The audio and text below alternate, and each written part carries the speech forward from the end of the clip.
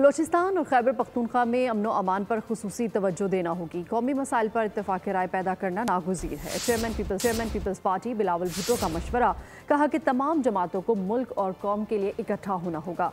अज़्म ज़ाहिर किया कि दहशत गर्दों और उनके सहूलतकारों का मुकाबला करेंगे। पाकिस्तान की सियासी जमातें, पाकिस्तान के अवाम उनका मसाइल का हल निकालें। दहशत गर्दों का एक तंजीम हमें बलोचिस्तान में हमला कर रहे हैं तो किसी दूसरा तंजीम किसी दूसरा बहाने पे हमें पख्तूनख्वा में हमला कर रही हैं।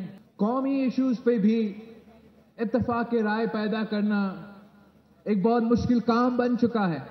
बैनुल-अक़वामी ताकतें होंगे, साजिशें होंगे, मगर इनका मुकाबला करने के लिए जो सबसे पहले काम है वो ये कि तमाम पाकिस्तान मुत्तहद हो ताकि हम मिलके इनका मुकाबला करें।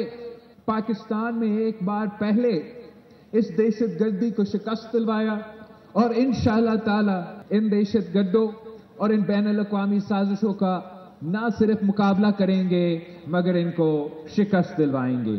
हम अपोजिशन को भी दावत देते हैं, अपनी तंग नजर की जो सियासत है वो छोड़ के पाकिस्तान के अवाम के बारे में सोचे। सब्सक्राइब करें और बेल दबाएं ताकि कोई खबर रह न जाए।